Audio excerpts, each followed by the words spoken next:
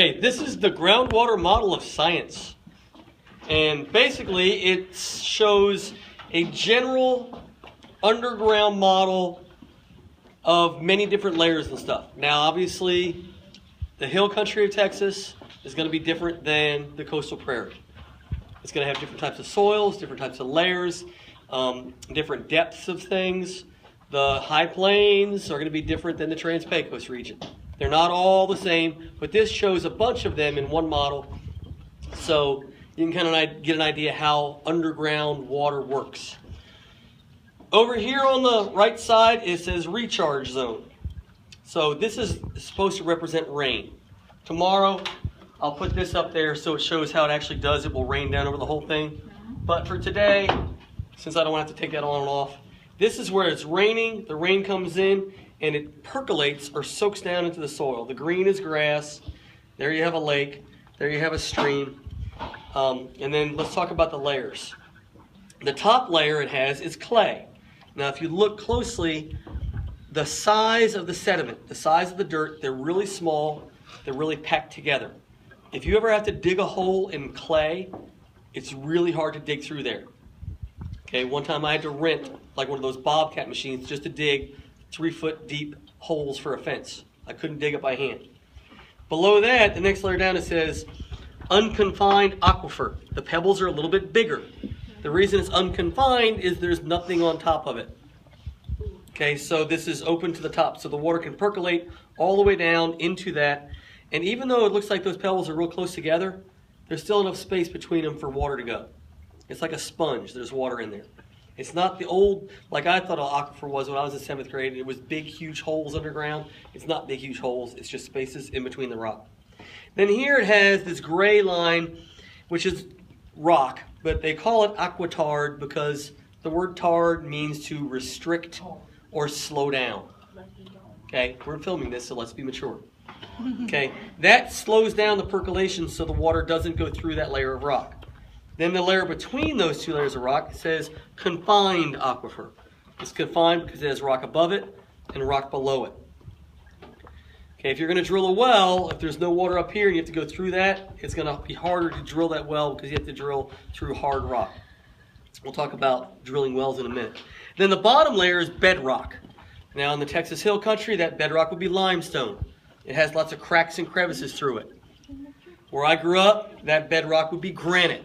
So that's going to vary from place to place. How deep that bedrock is going to vary from whether you're on the coast or you're in the hill country or you're in the mountains. What level of succession that ecosystem's in, how much soil is above it. Okay, these little cracks are on here for this model just naturally, but we actually, when we explore for oil and natural gas, sometimes those companies will put those cracks in. And I'll show you how they do that. Does anybody know what that term is when they crack the rock? It's, yes, fracking. Okay, and that stands for fractional cracking or something like that. There's a lot of controversy over fracking right now. All right, let's look at these little things across here. There are wells. Some are deep. That well goes all the way to the bedrock. That well goes into zone 2. That well is like a shallow well. So if you're like, you live out in the country, you can't get city water, you can't get pipes to come to your house, you might have to drill a well to get water. You're probably not going to drill one this deep. Maybe a factory or an industry, a chemical plant might drill a deep well. Maybe an oil well might drill that deep, looking for oil and natural gas. If you're just a dude on a deer lease, you might drill a well that deep.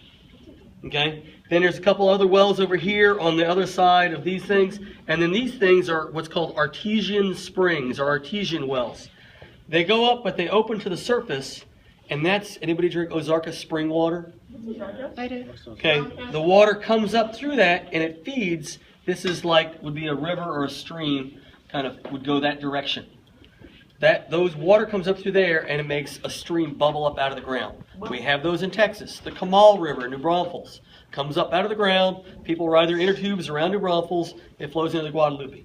The Llano River near Llano is an artesian well. It bubbles up out of the ground and eventually flows to the Gulf of Mexico.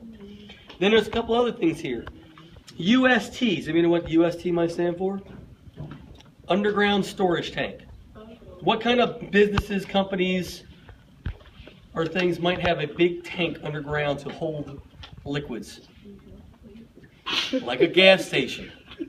Chevron, Shell, Exxon. All of the tanks that hold the gasoline, they're underground. You can see the trucks come sometimes and refill them. This is a septic tank. Everyone know what a septic tank is? Go ahead, Will. That's when you flush your toilet, that's where the stuff goes. Your toilet, your sink, your bathtub, your shower. If you are out in the country and you are not close enough to get to the city sewer system, where when you flush your toilet, you wash your dishes, you wash your hands, you take a shower, all of that has to go somewhere where that water will be treated. Here in Katy, it goes out to the sewer system. It goes to a sewer treatment plant. That water gets cleaned, and then it gets sent downstream.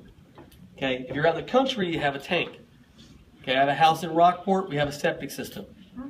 Now, all that stuff fills up that tank, and at the top of it, there's a little pipe that comes off, and there's holes in that pipe, which is perforated PVC.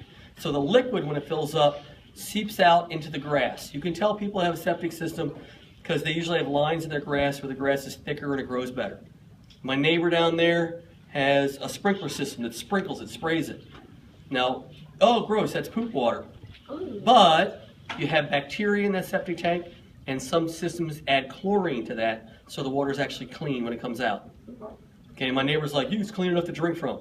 I wouldn't do that, but you have bacteria that breaks down the waste and decomposes it. Every now and then, those septic tanks get so full up that you have to call a septic company, and they bring a big truck and a hose and a pump, and they empty your septic tank. Okay, it costs money though. All right, so now we're in a series. Let's look at the water table. I have this string here for a reason. That is the level of the water.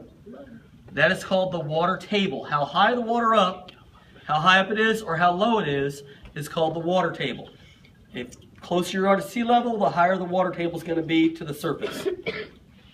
Okay, it has been raining. This is rain, this is rain, this is rain, this is rain. What happens if you go into a period where it's drought? So I'll move it over there so the recharge zone doesn't get any water. The recharge zone is... No charge zone. What? The recharge zone is empty. It's not raining for a while. What's going to happen, watch that water level right there. This takes a minute. This is what Texas has been in for like the last 7 years until the last month when it's rained so much. It's been a period of drought. See the water level? Yeah. What is California in right now? Drought. They have all kinds of water restrictions. Scrabble. Okay, you guys have probably seen signs around Cinco Ranch last summer. Cinco Ranch mud number 7, Cinco Ranch mud number 8, voluntary restrictions.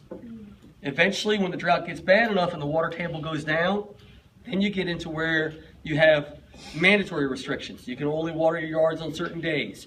And then sometimes you can't water your yards. Okay, in California, they're at the point you can't water yards. They're suggesting taking short showers. There's all different kinds of water restrictions. When the water table goes down, if it goes down far enough, this little well here might not be deep enough to get water. And then you might have to dig a well that deep. Okay, 10 years ago, all the people out in the deer leases in central Texas, they were drilling wells this deep. It cost them $4,000 or $5,000. They got water. They had a deer camp. They were happy. Now, because of the drought we've been in for 7 years, and because of all the people that have moved to San Antonio and New Braunfels and central Texas, they're all using more water, so the water table has gone down. So now you got to drill a well that deep.